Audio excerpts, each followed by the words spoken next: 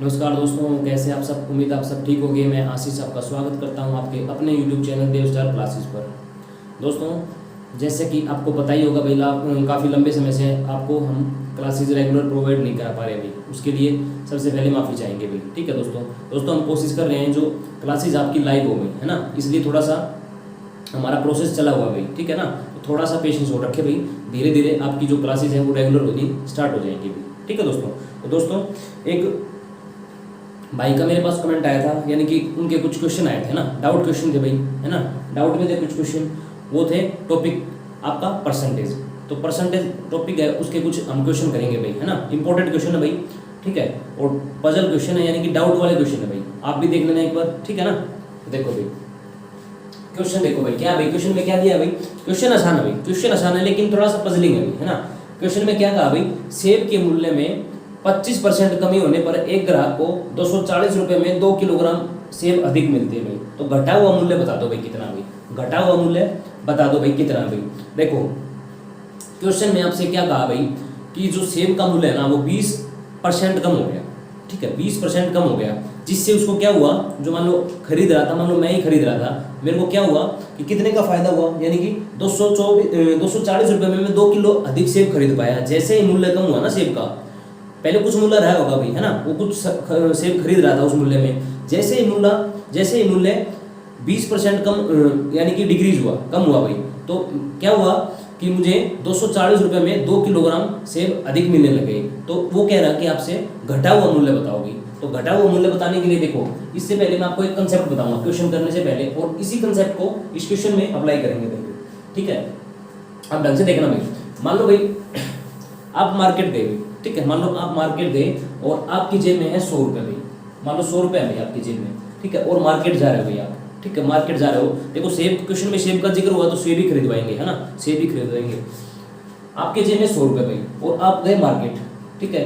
तो आपके घर वालों ने बोला कि जाते वक्त या फिर आते वक्त आप सेब ले आना भाई, ठीक है। जैसे ही आप मार्केट गए तो आपको पता लगा कि सेब का जो भाव है ना वो है 25 रुपये किलो भाई, 25 रुपये किलो, और जेब में आपके कितने पैसे भाई, 100 रुपये। तो आप बताओ कितने सेब लेके आओगे भाई। तो आप कहोगे 4 किलोग्राम सेब ले आएंगे हम, है ना, यानी कि 4 किलोग्राम सेब ले आएंगे। सेब का जो भाव था ना 25 रुपये प्रति किलोग्राम था, 100 रुपये आपकी जेब में थे।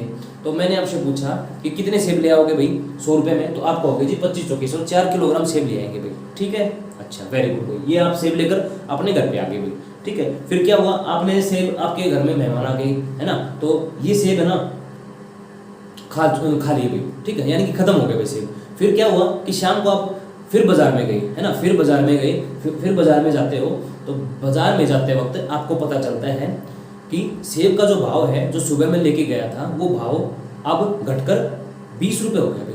अब घटकर क्या हो गया, 20 रुपये। यही क्वेश्चन में लैंग्वेज दी भाई, सेब का मूल्य घट गया। अब देखो जैसे ही मैं बाजार में गया, मेरे को पता लगा कि सेब का जो भाव है ना वो घटकर कितना हो गया भाई, 20 रुपये किलोग्राम हो गया। पहले कितना था भाई सेब का भाव, 25 रुपये किलोग्राम, और अब आपको पता लगा कि सेब का भाव है वो घटकर कितना होगा, 20 रुपये प्रति किलोग्राम। फिर आपकी जेब में 100 रुपये भाई, है ना, फिर आपकी जेब में 100 रुपये भाई, और भाव है अब सेब का क्या, 20 रुपये प्रति किलोग्राम। ठीक है, तो कितने सेब ले आओगे भाई, आप कहोगे जी 5 किलोग्राम सेब ले आएंगे, आप कहोगे जी 5 किलोग्राम सेब ले आएंगे। अब मेरे को ये बताओ, जब 25 रुपये प्रति किलोग्राम भाव था तो 100 रुपये में कितने सेब आ रहे थे, 4 किलोग्राम। ठीक है, अब जब भाव कम हो गया, देखो 25 था ना, अब भाव कम हो गया, अब भाव है जो घट गया, है ना, अब घट गया भाव। तो घटने के बाद क्या हुआ, अब सेब कितने आ रहे हैं, 5 किलोग्राम। तो अब ज्यादा आ रहे हैं ना, अरे अब ज्यादा आ रहे हैं ना भाई सेब, अब सेब 5 किलोग्राम आ रहे हैं, पहले आ रहे थे 4 किलोग्राम, अब सेब ज्यादा आ रहे हैं भाई। बिल्कुल सही बात है ना, ज्यादा रहे हैं। तो मैं इस अंतर को कैसे दिखाऊंगा, अब मैं ये कैसे बताऊंगा कि कितने किलोग्राम सेब फालतू आए। तो आप कहोगे सर माइनस कर दो, है ना, तो 5 में से 4 जाएंगे तो 1 किलोग्राम फालतू आएगा भाई।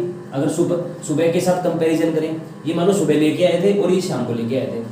अगर सुबह आप 25 किलोग्राम लेके आए थे ना, सॉरी 25 रुपये प्रति किलोग्राम के भाव से लेके आए, तो अब किस भाव से लेके आए भाई, शाम को 20 रुपये प्रति किलोग्राम के भाव से। तो कितना ज्यादा ले आए सेब आप, 1 किलोग्राम। यही तो आपको क्वेश्चन में दिया है, और इसी कंसेप्ट को आपको क्वेश्चन में लगाना है भाई। ठीक है, देखो ये तो कौन सा भाई घटा हुआ मूल्य, देखो पहले भाव क्या था 25, अब घटकर कितना हो गया 20, है ना। अरे 25 रुपये प्रति किलोग्राम मिल रहे थे ना पहले, अब घटकर कितना होगा 20 रुपये प्रति किलोग्राम। तो ये कौन सा भाव हुआ भाई, घटा हुआ मूल्य है। और एक बात याद रखना, घटे हुए मूल्य में सामान ज्यादा आता है भाई। देखो ये घटा हुआ मूल्य, ठीक है, घटा हुआ मूल्य भाई, और घटे हुए मूल्य में सामान ज्यादा था, देखो 5 किलोग्राम आया भाई, और उस मूल्य में जो पहले था उसमें 4 किलोग्राम आ रहा था। अब ये चीज क्लियर होगी ना, घटा हुआ मूल्य है वो हमेशा आगे रखते हैं अगर हमें अंतर दिखाना हो तो। अगर हमें सेबों का अंतर दिखाना है कि कितने सेब ज्यादा आए तो हम क्या करेंगे, घटे हुए मूल्य को आगे रखेंगे। अगर देखो ध्यान से सुनो भाई, अगर आपको ये बताना है कि कितने सेब ज्यादा आए तो घटे हुए मूल्य को आगे लिखेंगे और पहले वाले मूल्य को पीछे लिखेंगे, तभी तो अंतर आएगा। देखो 5 में से 4 जाएंगे तभी तो 1 किलोग्राम आएगा। Very good. अच्छा अब देखो, अब एक बात को ध्यान रखना भाई, घटे हुए मूल्य में सामान हमेशा अधिक आता है भाई, घटे हुए मूल्य में सामान अधिक आता है हमेशा, ध्यान रखना भाई। देखो घटे हुए मूल्य में अधिक सामान आ रहा है 5 किलोग्राम और उस मूल्य में 4 किलोग्राम आ रहा था, और इसको आपने आगे रखा तभी तो 1 किलोग्राम का अंतर आया। अब देखो इस चीज को मैं आगे लिखूंगा भाई। अब ये मत पूछना कि घटे हुए मूल्य को क्यों आगे लिखा, क्योंकि मेरे को अंतर दे रखा क्वेश्चन में, ठीक है ना, उसने ये अंतर दिया होगा भाई। ये अंतर कब निकलेगा, जब घटा हुआ मूल्य आगे लिखेंगे, ठीक है, और हमेशा घटे हुए मूल्य में सामान ज्यादा आता है भाई। इस चीज को आप समझ गए भाई, इस चीज को समझ गए। देखो इसी को अगर मान के क्वेश्चन करते हैं, इस क्वेश्चन को करेंगे भाई। देखो सेब के मूल्य में 25% कमी होने पर, सेब का जो मूल्य है ना, सेब का जो मूल्य है उसमें 25% की कमी होगी, ठीक है, 25% की कमी होगी। इसका फ्रैक्शन क्या होता है भाई, 1/4 भाई, ठीक है, 1/4। अरे फ्रैक्शन तो निकालना था ना भाई, परसेंटेज हटाऊंगा तो नीचे 100 आ जाएगा, काटूंगा तो 1/4 आ जाएगा भाई। देखो 25 फ्रैक्शन हटाऊंगा तो 100 आ जाएगा, वो 25 एकम 25 और 25 चौके 100, ये आ गया इसका फ्रैक्शन भाई। इसकी फ्रैक्शन कितनी आ गई, 1/4 भाई। कोई दिक्कत नहीं आता, वेरी गुड भाई। अब देखो जो देखो मैंने आपको काफी बार ये टॉपिक करा रखा है, उसमें एक बात बता रखी है, काफी बार एक बात बता रखी है, क्या भाई, कि जो आधार में जो संख्या होती है ना, फ्रैक्शन के आधार में, वो वास्तविक संख्या होती है। वो क्या होती है भाई, वास्तविक संख्या। जो फ्रैक्शन के आधार में जो संख्या होती है वो वास्तविक संख्या होती है, जिसका क्वेश्चन में जिक्र चला हो भाई। जिक्र किसका चला भाई, सेब का मूल्य का जिक्र चला हुआ भाई। अगर सेब का मूल्य पहले 4 किलोग्राम, सॉरी पहले 4 था तो अब घटकर कितना होगा, देखो 1 घटा ना, देखो अब 1 की कमी हुई है, देखो कमी की फ्रैक्शन है भाई। फिर सुनना पड़ेगा से, हमेशा फ्रैक्शन के जो आधार में जो संख्या लिखी होती है वो वास्तविक संख्या होती है। वास्तविक संख्या कहने से मतलब है जिसका क्वेश्चन में जिक्र हो। किसका जिक्र है भाई, किसका जिक्र हुआ है, सेब का मूल्य का, यानी कि उसका मूल्य पहले कितना था 4, अब देखो कमी हुई है ना, तो 1 की कमी हुई है, 1 की कमी हुई है तो घटकर कितना रह गया होगा भाई, 3, है ना, तो घटकर कितना रह गया होगा भाई 3। देखो पहले मूल्य अगर 4 था, अब घटकर कितना रह गया 3। देखो ये तो है पहले वाला भाई, और ये है घटा हुआ मूल्य, ठीक है, ये है पहले वाला भाई, पहले वाला मूल्य या आरंभिक मूल्य भाई।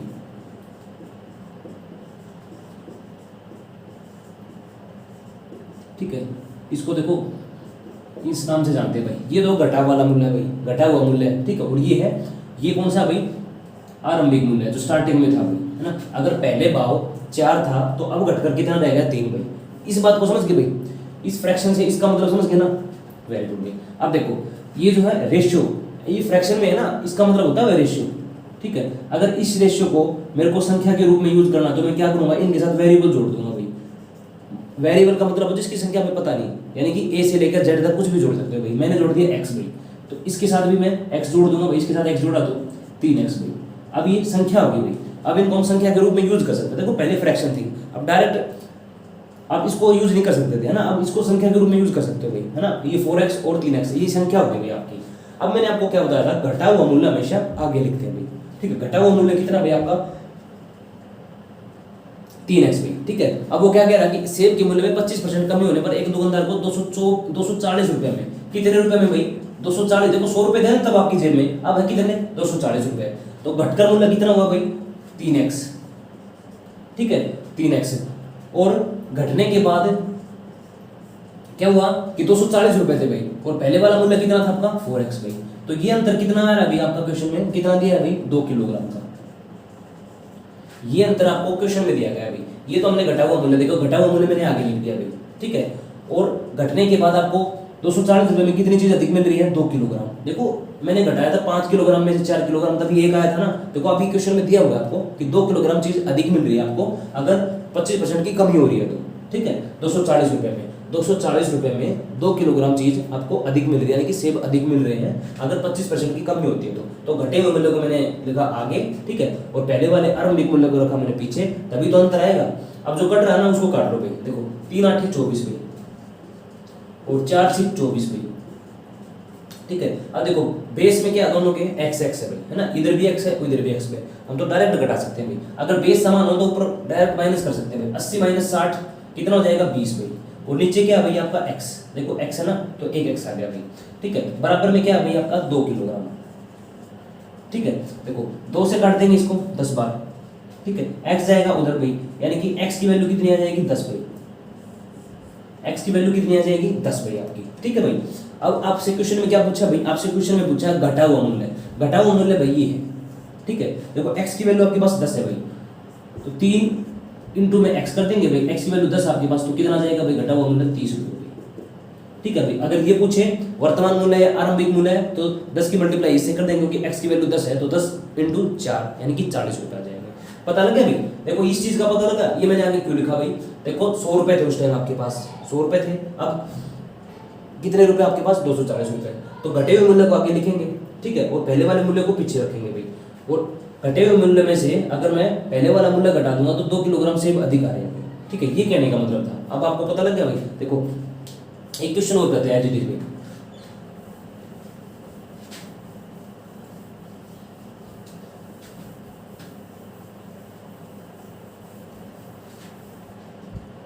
देखो चीनी के मूल्य में 10% कमी होने पर, चीनी के मूल्य में 10% कमी होने पर, कमी हो रही है ना भाई, कमी हो रही है 10% की, तो इसकी फ्रैक्शन होती है भाई 1/10। देखो मैंने क्या कहा, किसी भी फ्रैक्शन के आधार में जो संख्या होती है वो वास्तविक संख्या होती है। अगर वास्तविक संख्या से मतलब है जिसका क्वेश्चन में जिक्र चला, किसका जिक्र चला भाई, मूल्य का, यानी कि उसका मूल्य पहले कितना था 10 था भाई। अगर पहले मूल्य 10 था तो अब घटकर देखो कमी की फ्रैक्शन है, अब घटकर 1 घट गया तो अब कितना हो गया होगा 9 भाई, ठीक है। ये भाई रेशियो होगा, इस रेशियो में थे भाई पहले, ठीक है। अब देखो अगर इनको संख्या के रूप में यूज करना तो क्या करेंगे, इनके साथ कोई वेरिएबल जोड़ देंगे भाई, इसके साथ भी कोई वेरिएबल जोड़ देंगे। अब ये संख्या के रूप में आप यूज कर सकते हो, ये तो आपका घटा हुआ मूल्य भाई, घटा हुआ मूल्य, ठीक है। देखो घटने के बाद इतना हुआ ना, देखो पहले इतना था वो घटने के बाद कितना हो गया, पहले था 10 घटा कितना 1, तो घटकर कितना रह गया 9x, है ना। तो देखो ये है आरंभिक मूल्य भाई,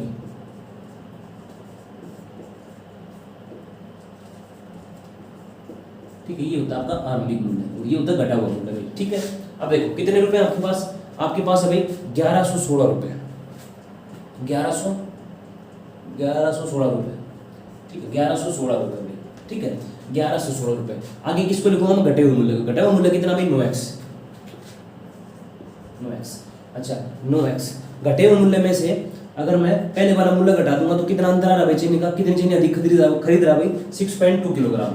अगर मैं पहले वाले मूल्य में से, अगर मैं घटे हुए मूल्य में से इसको घटा दूंगा पहले वाले मूल्य को, आरंभिक मूल्य को, तो चीनी कितनी अधिक खरीद पाता है भाई वो 6.2 किलोग्राम। इस पॉइंट को हटाऊंगा तो नीचे 0 आ जाएगी भाई, है ना। अब देखो जो कॉमन है ना ऊपर के ऊपर, काफी बच्चों को दिक्कत होगी काटे कैसे, है ना। देखो ऐसे एज, देखो ऊपर के ऊपर काट सकते हो, बराबर का साइन ऊपर के ऊपर काट सकते हो कॉमन से, नीचे के नीचे काट सकते हो भैया। देखो इनमें कॉमन है कुछ नहीं, आप कहोगे बिल्कुल नहीं है, नीचे तो आप काट नहीं सकते, तो ऊपर डायरेक्ट काट सकते हो आप। देखो किससे काटोगे, 31 दूनी 62 भाई, ठीक है, और 31 से कट जाएगा भाई, ये कटना चाहिए 31 से भाई पूरा। देखो 31 इंटू 6 पे करना चाहिए भाई, क्योंकि 6 एकम 6, 31 एक मिनट करके देख लेते हैं, 6 एकम 6, 6 3 18 और 3 एकम 3 और 3 3 9 भाई, 6 8 3 11 9 10 11 भाई, कट गया भाई, बिल्कुल कटेगा। अब देखो बिल्कुल कटेगा, 31 दूनी 62 और 31 से जाएगा 36 बार और ये भी 36 बार, ठीक है। देखो 31 हमने काट लिया, ऊपर 31 से तीनों को काट लिया, 31 दूनी 62 और 31 की 36 से मल्टीप्लाई करें, देखो 1116 ही आ रहा भाई, है ना। तो इसको भी 36 में कटेगा, ये भी 36 में कटेगा 31 से, ठीक है भाई। अब देखो अब जो कट रहा है काट लो भाई, 9 चौके 36 भाई, ठीक है, और ये 0 में हटा दूंगा, ये 0 में हटा दूंगा तो क्या होगा, यहाँ पर पॉइंट चल जाएगा भाई, है ना। ये 0 हटा दिया, यहाँ पर पॉइंट चढ़ गया, तो देखो 4 में से 3.6 जाएंगे तो क्या बचेगा, आपको होगा जी 0.4 बचेगा। देखो 4 में से माइनस का साइन ना, 4 में से अब देखो कुछ नहीं बचा, यहाँ पर बचा 4 माइनस का साइन 3.6, तो आप 4 में से 3.6 घटाओगे तो 0.4 बचेगा भाई, ठीक है 0.4। अगर मैं इसका ये पॉइंट हटाऊंगा तो नीचे क्या आ जाएगा भाई 0 आ जाएगी, है ना। इक्वल टू में क्या लिखा हुआ भाई आपका 2/10 भाई, ठीक है। तो 10 से 10 कैंसिल हो जाएगा भाई आपका, x भी तो है ना, नीचे x भी तो है, ये उधर चला जाएगा भाई, x है ना, x है ना इधर नीचे है तो मल्टीप्लाई उधर चला जाएगा, ठीक है। x इधर आ गया भाई, तो 2 दूनी 4 भाई, तो x की वैल्यू कितनी है आपके पास 2 भाई, x की वैल्यू कितनी है आपके पास 2 भाई, ये पता लग गया भाई। देखो x नीचे था ना, x नीचे था तभी तो हमने घटा लिया डायरेक्ट, नीचे बेस समान है तो तभी तो हमने घटाया था 4 में से 3.6 है ना।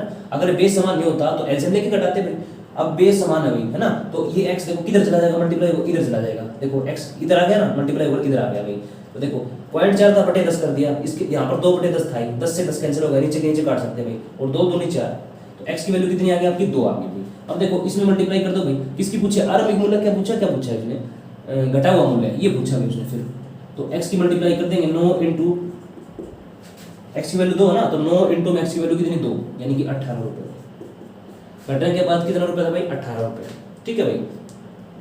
उम्मीद करते हैं दोस्तों क्वेश्चन समझ में आ गया होगा भाई आपको, ठीक है। करते भाई, एक परसेंटेज की एक टाइप और थी भाई, उसमें भी डाउट था भाई बच्चों को,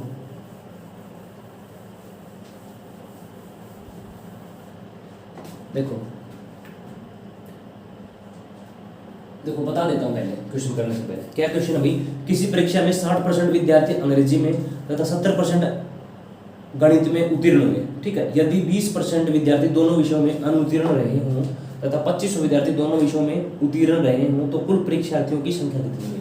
देखो ऐसे क्वेश्चन होते हैं ना, जब दो चीज कॉमन दी जाए ना आपको, दो चीज कॉमन, तो ऐसे ना वेन आरेख यानी कि वेन डायग्राम के क्वेश्चन होते हैं भाई, वेन डायग्राम। देखो मैं बता देता हूँ कैसे होते हैं भाई वेन डायग्राम, आपने रीजनिंग में भी पढ़ा होगा भाई ये चीजें है ना, वेन डायग्राम तो पढ़ा होगा ना भाई।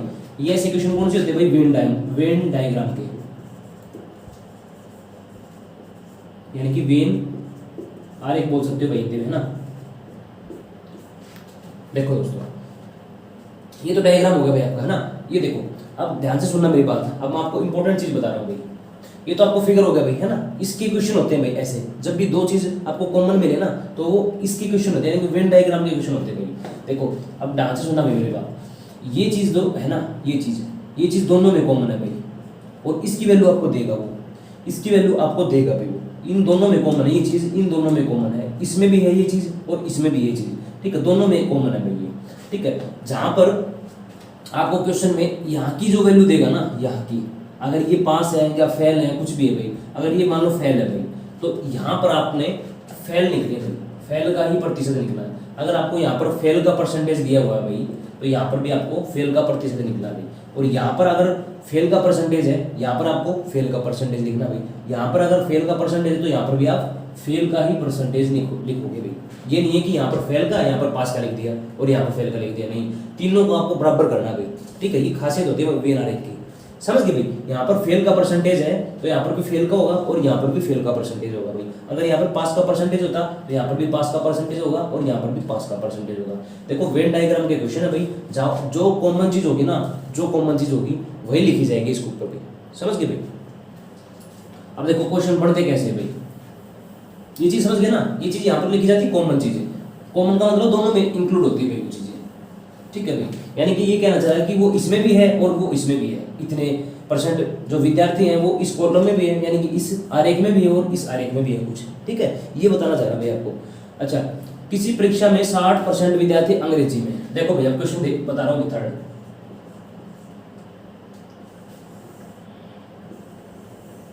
ठीक है। ये क्यों बना मैंने, ये क्वेश्चन में दिया गया आपको। देखो अब बताता हूँ कैसे। किसी परीक्षा में 60% विद्यार्थी अंग्रेजी में तथा 70% गणित में पास हुए भाई, यानी कि उत्तीर्ण हुए भाई। उत्तीर्ण का मतलब तो पास होना भाई। यदि 20% विद्यार्थी दोनों विषयों में पास रहे हों, यानी सॉरी पास नहीं फेल रहे हो भाई, यदि 20% विद्यार्थी दोनों विषयों में अनुत्तीर्ण, अनुत्तीर्ण का मतलब होता है भाई फेल, ठीक है। 20% विद्यार्थी दोनों विषयों में फेल रहे होंगे। देखो दोनों विषयों का फेल लिखना तो कहाँ लिखोगे भाई, दोनों विषय का जो कॉमन चीज है ना, दोनों विषयों की, ये मान लो भाई ये क्या था भाई, अंग्रेजी भाई, ये इंग्लिश का है ना, ये इंग्लिश है भाई और ये मैथ है भाई। अगर दोनों विषयों में फेल हुए ना तो दोनों विषयों को कहाँ लिखोगे, यहाँ लिखोगे भाई, कॉमन चीज को यहाँ लिखोगे, ठीक है, कॉमन चीज को इसमें लिखोगे भाई, ठीक है, ये इंग्लिश का कॉलम है और ये मैथ का कॉलम है, और आपको ये क्या दिया भाई, 20% विद्यार्थी दोनों विषयों में, इंग्लिश में भी और मैथ में भी फेल हुए भाई। तो इस 20% को आप यहाँ लिखोगे कॉमन चीज को, ठीक है, बीच में। अच्छा, तो यहाँ मैंने अगर फेल का परसेंटेज लिखा है तो मैंने अभी बताया यहाँ भी फेल का और यहाँ भी फेल का होगा, बिल्कुल। अगर यहाँ पर पास का परसेंटेज दिया होता तो यहाँ भी पास का लिखते और यहाँ भी पास का। अब देखो क्या दिया है, किसी परीक्षा में 60% विद्यार्थी अंग्रेजी में, 60% विद्यार्थी अंग्रेजी में तथा 70% विद्यार्थी गणित में पास हुए भाई। देखो इसने पास का परसेंटेज दिया है लेकिन हमारे पास फेल का भाई। अरे कुल विद्यार्थी अपने आप में 100% होते हैं भाई, पास कितने हो रहे हैं 60%, तो फेल कितने हो रहे होंगे भाई इंग्लिश में, कितने हो रहे होंगे भाई इंग्लिश में 40% फेल हो रहे होंगे भाई। अगर 60% विद्यार्थी इंग्लिश में पास हो रहे हैं तो 100 में से कितने फेल हो रहे होंगे, आप कहोगे 40% फेल हो रहे होंगे ना, 60% पास हो रहे हैं तो फेल कितने होंगे भाई, 40% फेल होंगे, ये फेल वाले,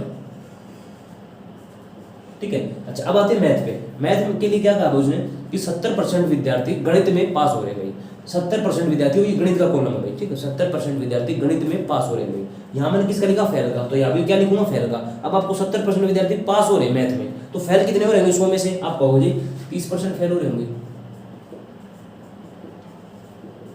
है ना। अरे 70% पास हो रहे हैं 100 में से, तो 30% फेल हो रहे होंगे, सिंपल सी बात है भाई, ठीक है। अब देखो 40% फेल हो रहे भाई इंग्लिश में, 40% फेल हो रहे इंग्लिश में, और 30% फेल हो रहे भाई मैथ में, ठीक है। और दोनों में कितने फेल हो रहे भाई, आप कहोगे जी 20%, ठीक है। और कुल विद्यार्थी कितने भाई 100% होते हैं, आपको पता ही है भाई, है ना। 100% कोई भी चीज़ अपने आप में 100% होती है, तो कुल विद्यार्थी रहे होंगे वो अपने आप में 100% होंगे भाई, ठीक है। अब मेरी बात सुनो भाई ढंग से, अब देख, अब है समझने की बात है, अब रटना नहीं है चीज़ें, आपको रटनी नहीं है, ठीक है। क्या होगा अगर मैं, ये देखो इंग्लिश में पास हो रहे हैं, इंग्लिश में पास हो रहे हैं भाई, ठीक है, इंग्लिश में पास हो रहे हैं 40%, ढंग से सुनना भाई, ढंग से सुनना, इंग्लिश में पास हो रहे हैं। ये जो इंग्लिश में, सॉरी, इंग्लिश में कितने फेल हो रहे हैं भाई, सॉरी पास नहीं ना, फेल हो रहे हैं, इंग्लिश में कितने फेल हो रहे हैं, 40% फेल हो रहे हैं भाई, 40% फेल हो रहे हैं भाई। अब मेरी बात सुनो भाई, अगर इस 40% में ये 20% भी तो शामिल है, ढंग से सुनना भाई, ये 40% जो फेल हो रहे हैं इंग्लिश के अंदर, इस इंग्लिश के अंदर देखो, इस 40% के अंदर ये फेल हो रहे हैं, 40% फेल हो रहे हैं, तो ये देखो 20% ये भी तो शामिल है। अरे ये 20% जो दोनों विषय में फेल हो रहे हैं, ये भी तो 40% के अंदर ही है, देखो ये आए हुए, देखो ये आए हुए इस सर्कल के अंदर आ रहे हैं ना, 20% फेल। इस 40 अगर इंग्लिश में 40% बच्चे फेल हो रहे हैं, तो 20% जो ऐसे बच्चे हैं तो दोनों विषय में फेल हो रहे हैं। अगर मान लो दोनों विषय में फेल हो रहे हैं तो वो 2 बार गिना गया, आपसे 2 बार गिन लिया, वो आपने 2 बार काउंट कर लिया उसको, यहाँ भी काउंट कर लिया और यहाँ भी काउंट कर लिया, तो उसको घटाएंगे ना। अगर मैं आपसे ये पूछूँ अब कि इंग्लिश में, केवल इंग्लिश में कितने फेल हो रहे हैं भाई, केवल और केवल इंग्लिश में कितने फेल हो रहे हैं, ये बता दो भाई। ये तो दोनों में फेल होने वाले हैं ना, वो है ये तो अब मैं आपसे पूछ रहा हूँ कि इंग्लिश, केवल इंग्लिश में कितने फेल हो रहे हैं, तो आप कहोगे जी 40 माइनस 20, तो आप कहोगे जी 20% फेल हो रहे हैं केवल इंग्लिश में। ये बात समझ में आई आपको, ये बात आई या नहीं, ईमानदारी से बताना भाई कमेंट करके। देखो ये जो 20% है ना, ये फेल वाले हैं जो दोनों विषयों में फेल हो रहे हैं, ये फेल वाले कौन से हैं, जो दोनों विषय में फेल है भाई। और इंग्लिश में कितने फेल है, 40%, है ना, इंग्लिश में कितने हैं 40% फेल, तो दोनों विषय में फेल हो रहे हैं, दोनों विषय में फेल हुए लिख रखे आपने, तो इसमें मैथ वाले भी तो होंगे। अरे इन 20% में तो मैथ वाले भी तो आ रहे होंगे, ये दोनों विषय में फेल हो रहे हैं, है ना, दोनों विषय में फेल हो रहे हैं। अगर केवल इंग्लिश और इंग्लिश में 40% फेल हो रहे हैं भाई, तो मैं अगर इसको घटा दूंगा दोनों विषय के फेल वाले को, तो मेरे पास क्या आ जाएगा भाई, केवल इंग्लिश में कितने फेल हो रहे हैं वो आ जाएंगे भाई। देखो 20% आ गए, ठीक है। अब देखो सेम इसमें कंडीशन बनेगी भाई। अब देखो मैथ में कितने फेल हो रहे हैं भाई, 30%, ठीक है, 30%। देखो ये बात समझ लेंगे, तभी मैं इसके ऊपर जोर दे रहा हूँ भाई। मैथ में कितने फेल हो रहे हैं भाई, 30% फेल हो रहे हैं भाई, ठीक है, 30% मैथ में फेल हो रहे हैं। और ये कौन से 20% जो मैथ में भी फेल है और इंग्लिश में भी फेल है भाई, ठीक है, जो मैथ में भी फेल है और जो इंग्लिश में भी फेल है। तो इसमें देखो, इसमें कौन से हो गए भाई, मैथ वाले और इंग्लिश वाले, ठीक है, मैथ वाले और इंग्लिश वाले फेल है भाई, समझ गए, मैथ वाले और इंग्लिश वाले फेल है भाई, यानी कि दोनों विषय फेल वाले हैं भाई। ये अगर मैं 30 में से 20 घटा दूंगा तो क्या आ जाएंगे मेरे पास, केवल मैथ में जो फेल होने वाले हैं ना वो आ जाएंगे भाई, यानी कि मैथ में जो फेल होने वाले हैं वो आ जाएंगे भाई। देखो यहाँ भी 20% फेल है और दोनों विषय में फेल वाले आगे, और एक विषय में भी। देखो ये केवल किस में फेल है भाई, इंग्लिश में। दोनों विषय में कितने फेल हैं, ये फेल है भाई। और मैथ में केवल कितने फेल है भाई, 10%। तो ये बताओ टोटल कितने फेल है भाई, तीनों, मतलब 2 सब्जेक्ट में और दोनों विषयों में, ठीक है ना। ये ऐसे आदमी हैं जो दोनों विषय में फेल थे, ठीक है भाई। अगर मान लो कुल बच्चे आपके पास 100% थे भाई, ठीक है, कुल बच्चे आपके पास 100% थे। अब आपको ये पता लगा कि 50% बच्चे फेल हैं भाई, 50% बच्चे फेल हैं, ठीक है। तो पास कितने हुए होंगे? सिंपल सी बात है, 100% बच्चे फेल हैं तो पास कितने हुए भाई? 50% पास हुए होंगे भाई, है ना। अरे 50% फेल हैं तो देखो 20, 40 और 10 ये फेल है ना। अगर 50% बच्चे फेल हैं तो पास कितने हुए होंगे? 50% बच्चे पास हुए होंगे भाई, है ना। अब देखो, अब आपसे क्या कहा भाई क्वेश्चन में, तथा 2500 विद्यार्थी दोनों विषयों में उत्तीर्ण रहे हों। 2500 विद्यार्थी दोनों विषयों में उत्तीर्ण रहे हों। उत्तीर्ण का मतलब है पास भाई। हम कह रहे हैं कि दोनों विषयों में कितने बच्चे पास हुए हैं भाई? 50%। लेकिन क्वेश्चन वाला कह रहा है कि दोनों विषयों में कितने बच्चे पास हुए हैं? 2500। तो 50% की वैल्यू बराबर होगी 2500 के भाई, है ना। देखो हम तो कह रहे हैं कि 50% बच्चे पास हुए हैं भाई, लेकिन क्वेश्चन में कह रहा है कि 2500 बच्चे पास हुए हैं भाई, है ना। तो 1% की वैल्यू निकाल देंगे यहाँ से, 2500 बटे में 50 आ जाएगा भाई, है ना। इनटू किससे करेंगे भाई? क्या बताना आपको?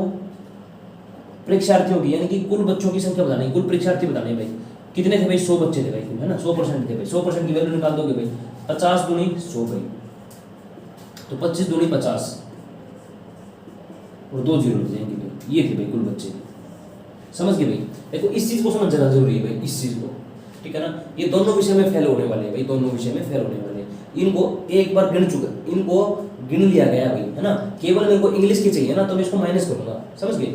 और केवल मैथ का चाहिए होगा ना, देखो ये दोनों विषय में फेल होने वाले हैं। एक बार तो काउंट हो चुके हैं इसके अंदर, इस सर्कल के अंदर काउंट हो चुके हैं। अगर मेरे को केवल मैथ के चाहिए ना पास होने वाले, केवल और केवल मैथ में कितने पास हो रहे हैं, तो मैं इस 20% को घटाऊंगा 30 में से भाई, है ना। अब रटवाने के लिए तो को फायदा नहीं है, रटने के लिए, है ना, कुछ भी फायदा नहीं है भाई रटने के लिए। आपको ये बताना कि केवल और केवल इंग्लिश और मैथ में कितने फेल हो रहे हैं। उम्मीद करते हैं आपको क्वेश्चन समझ में आ गया होगा, है ना। सेम क्वेश्चन एक और करते हैं भाई, बिल्कुल क्लियर हो जाएगा भाई।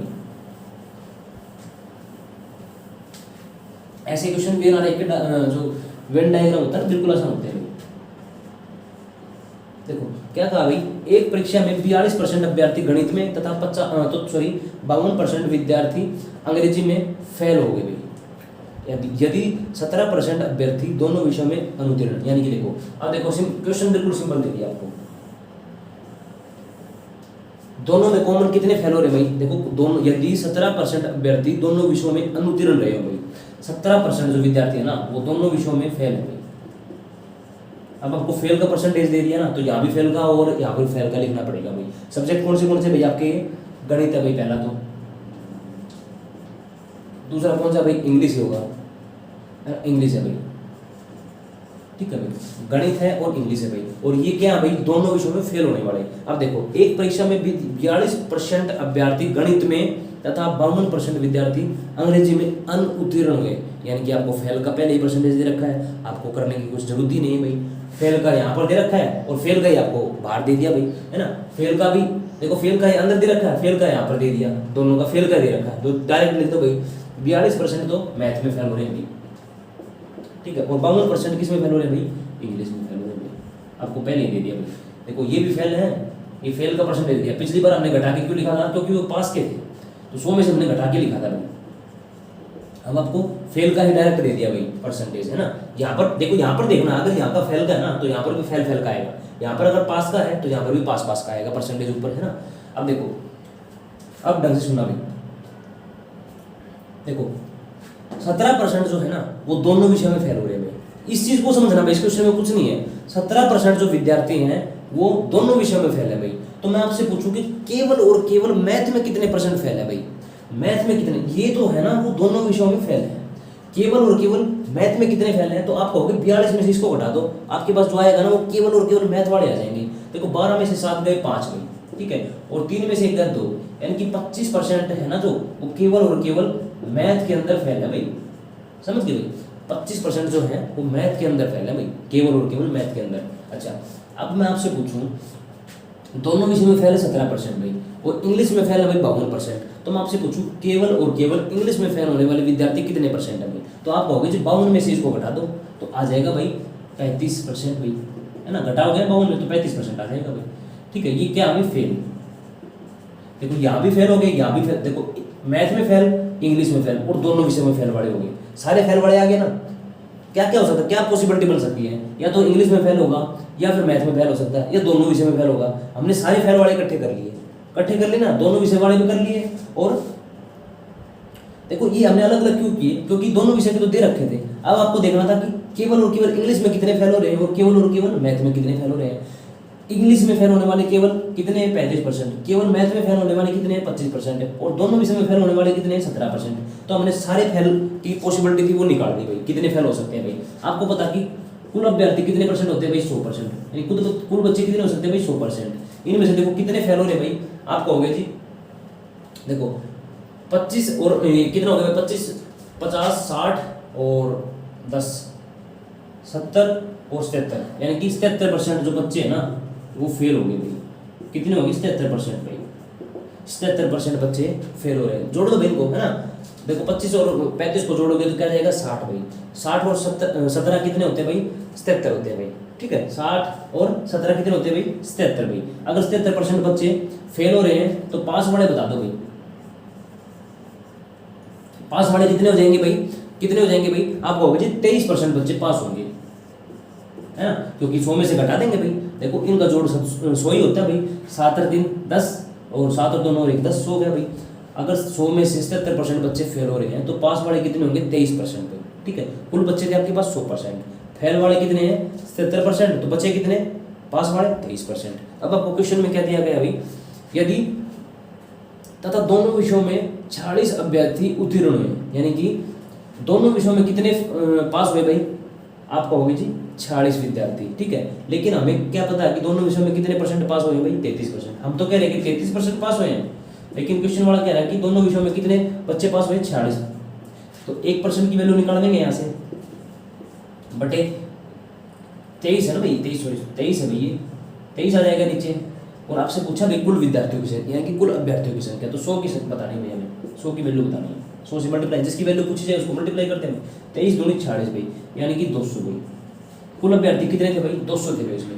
उम्मीद करते हैं क्वेश्चन आपको बिल्कुल क्लियर हो गए भाई, है ना।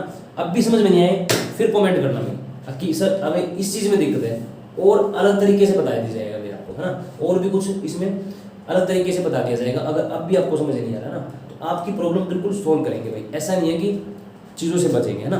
आपको समझ में आना जरूरी है भाई। ये चीज़ आपको समझ में आ गई ना तो क्लियर हो गया भाई। देखो 3 पॉसिबिलिटी थी, या तो वो मैथ में इंग्लिश में फेल होगा, और या फिर मैथ में फेल होगा, और या फिर दोनों विषय में फेल हो सकता है भाई, है ना। तो हमने सारे फेल वाले निकाल लिए यहाँ से, है ना। इंग्लिश वाले निकाल लिए, मैथ वाले निकाल लिए, और दोनों विषय वाले सारे विषय। कुल कितने फेल वाले हैं तो आपको होंगे 77%। तो बचे होंगे वो पास वाले बचे होंगे, कितने बचे होंगे 23%, है ना। तो आपको क्वेश्चन में दिया था जो पास वाले हैं ना वो 46 बच्चे पास हो रहे दोनों विषय में, और हम कह रहे हैं कि 23% पास हो रहे हैं। तो 23% की वैल्यू बराबर है 46 के भाई। और तो 100 की निकालने कुल अभ्यर्थी बताने 100 से मल्टीप्लाई कर देंगे भाई, है ना। बिल्कुल आसान क्वेश्चन है। अगर अब भी आया नहीं है ना तो कोई दिक्कत नहीं है, आप कमेंट कर सकते हो भाई, बता सकते हो। अब भी नहीं आए तो दोबारा और इस टाइप के क्वेश्चन की लंबी सीरीज चला दी जाएगी भाई, है ना। उम्मीद करते हैं दोस्तों आपको वीडियो अच्छी लगी होगी, ठीक है। अच्छी लगी तो आप वीडियो को शेयर कर सकते हो भाई ज़्यादा से ज़्यादा, और हमारे चैनल को लाइक शेयर और सब्सक्राइब जरूर करें भाई। जय हिंद, जय भारत, धन्यवाद।